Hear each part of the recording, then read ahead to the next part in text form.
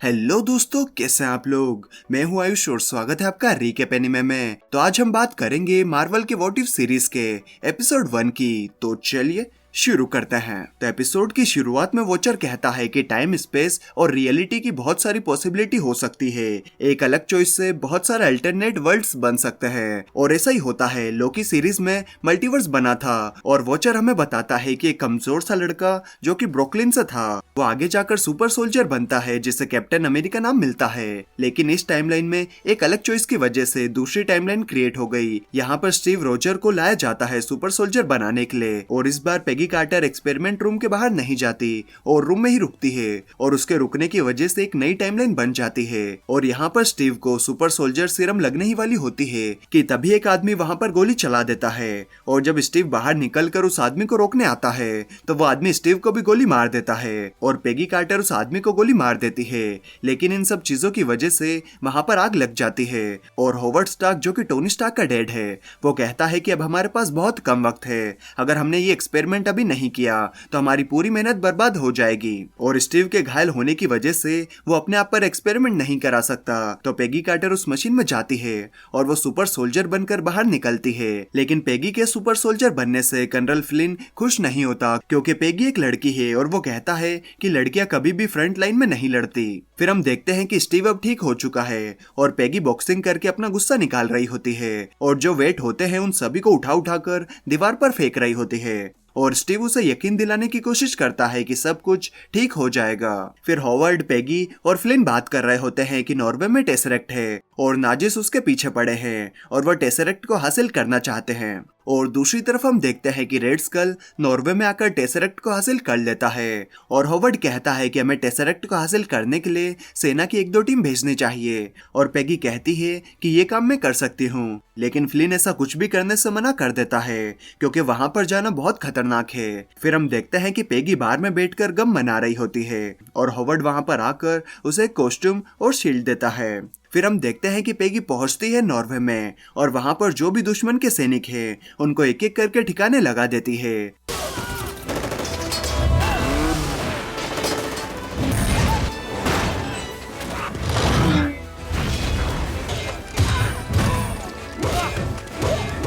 और लास्ट में एक सैनिक आता है जो अपने आप को 30 मार्का समझ रहा होता है, लेकिन पेगी उसे भी पल भर में ढेर कर देती है और टेसरेक्ट को लेकर कर्नल फ्लिन के पास पहुंच जाती है और फ्लिन कहता है तुम एजेंट हो, तुम्हें लड़ाई पर नहीं जाना चाहिए था। तो पेगी कहती है फिर मुझे प्रमोट कर दो और फिर वो टेसरेक्ट हॉवर्ड स्टार्क के हाथों में आ जाता है और वो एक एक्सपेरिमेंट पर काम करना शुरू कर देता है। फिर स्टीव पेगी को बताता है कि बकी और उसकी यूनिट कहाँ पर है और उन लोगों को हमें बचाना होगा। तो पेगी अकेले जाती है और हाइड्रा के जितने भी लोग वहां पर होते हैं उन सभी की धुलाई करके बकी और उसकी यूनिट को आजाद कर देती है और उन सभी के साथ मिलकर हाइड्रा के सैनिकों पर अटैक कर देती है। लेकिन हाइड्रा के लोग वहां पर बहुत सारे टैंक्स लेकर आ जाते हैं। तो कैप्टन कार्टर कहती है कि हमें एयरफोर्स सपोर्ट चाहिए और तभी वहां पर आता है स्टीव रोजर और वो आयरन मैन के सूट में होता है जो कि हॉवर्ड स्टार्क ने बनाया है टेसरेक्ट की मदद से। और फिर स्टीव और पेगी मिलकर उन सभी टैंक्स को खत्म करना शुरू करते हैं और हाइड्रा के सभी लोगों की धुलाई करके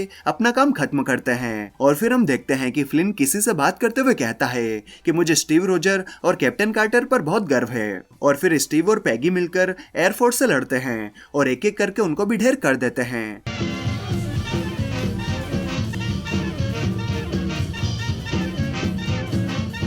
फिर हम देखते हैं कि रेड स्कल अपना असली रूप दिखाता है और जर्मन सोल्जर्स को मारकर अपनी एक नई आर्मी खड़ी कर लेता है और सभी लोग है हाइड्रा के नारे लगाने लगते हैं। फिर हम देखते हैं कि पेगी और स्टीव खुश होते हैं और एक साथ बैठकर वाइन पी रहे होते हैं और स्टीव पेगी से पूछता है कि तुम्हें सुपर सोल्जर बन के कैसा लग रहा है। तो पेगी कहती है कि ज्यादा कुछ अलग नहीं लग रहा, लेकिन जो लोग मेरी पहले सुनते नहीं थे वो आज मेरी रिस्पेक्ट करने लगे हैं। और स्टीव कहता है लेकिन अब भी मैं एक पतला सा लड़का हूँ जो ब्रुकलिन से बिलोंग करता है, बस फर्क इतना है कि अब मैं एक मेटल के सूट में बैठा हूँ। तो पेगी उससे कहती है कि तुम मेरे हीरो हो और स्टीव भी उससे कहता है कि तुम भी मेरी हीरो हो और उन दोनों का मूवमेंट बन रहा होता है। लेकिन तभी वहां पर कबाब में हड्डी बनने हॉवर्ड स्टार्क आ जाता है। फिर हम देखते हैं कि पेगी, स्टीव, बकी और कई सैनिक हाइड्रा की ट्रेन रोकने के लिए पहुंचते हैं और फिर स्टीव अपने सूट से ट्रेन को रोकने की कोशिश करता है और बाकी सभी ट्रेन पर चढ़ जाते हैं और बकी का पैर ट्रेन से फिसल जाता है, लेकिन पेगी उसे पकड़ लेती जाती है। और जब स्टीव ट्रेन के अंदर घुसता है तो उसे वहां पर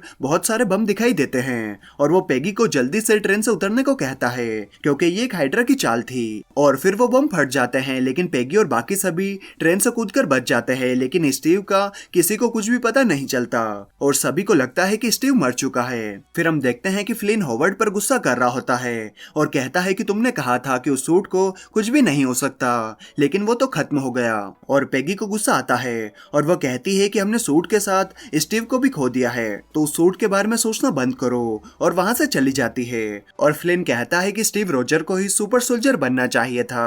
और फिर हम देखते हैं कि पेगी के साथ पूरी टीम मिलकर प्लान बनाती है कि इस बार हम हाइड्रा के मेन केसल को बर्बाद कर देंगे। और फिर हम देखते हैं कि पेगी और सभी सैनिक हाइड्रा के केसल में घुसकर हाइड्रा के लोगों को मारने लगते हैं।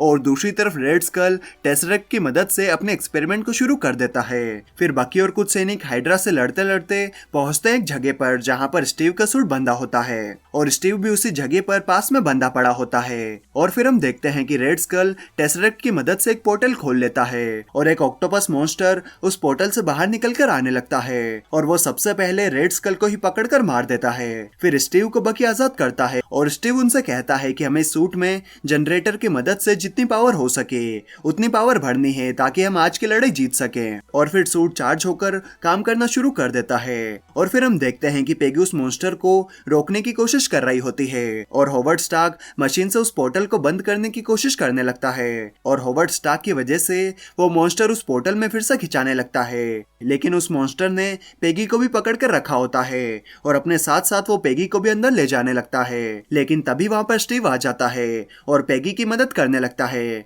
लेकिन कुछ देर में स्टीव के सूट की पावर खत्म हो जाती है और वो पेगी की मदद नहीं कर पाता और पेगी उस मॉन्स्टर को पोर्टल के अंदर धक्का देते हुए ले जाने लगती है और स्टीव उससे कहता है कि ऐसा मत करो, तुम अंदर मत जाओ, लेकिन पेगी के पास कोई और चारा नहीं होता, तो पेगी उस मॉन्स्टर को धकाते हुए उस पोर्टल के अंदर चली जाती है और वो पोर्टल बंद हो जाता है और वहां पर एक धमाका होता है और वो मशीन भी तबाह हो जाती है। लेकिन स्टीव इस सब से बहुत दुखी होता है और फिर हम देखते हैं कि उस पोर्टल को फिर से खोला जाता है और उसमें से पेगी उस मॉन्स्टर को काट पीट कर बाहर निकलती है और देखती है कि उसके सामने निक फ्यूरी और होकाई होते हैं और पेगी पूछती है कि स्टीव कहां पर है, तो उसे पता चलता है कि वो 70 साल बाद उस पोर्टल से बाहर निकली है और उन्होंने वो जंग जीत ली थी। और वॉचर कहता है कि इसी तरीके से हमें कैप्टन अमेरिका की जगह हमें कैप्टन कार्टर मिली और ऐसे ही मुझे कई हीरो मिले, लेकिन कुछ भी हो जाए मैं इन सब के बीच में कुछ भी नहीं करूंगा और मैं सिर्फ इन सब को देखता रहूंगा क्योंकि मैं वॉचर हूँ। और यहीं पर ये एपिसोड खत्म हो जाता है। तो आपको इस एपिसोड में से कौन सा सीन सबसे बढ़िया लगा कमेंट करके जरूर बताएं और अगर वीडियो अच्छी लगी तो यार एक लाइक तो बनता है और यहाँ तक आए हो तो चैनल भी सब्सक्राइब कर ही दो यार, मैं आपके लिए ऐसी वीडियोस लाते रहूंगा। तो चलिए मैं मिलता हूँ आपसे अगली वीडियो में, तब तक के लिए bye bye and take care.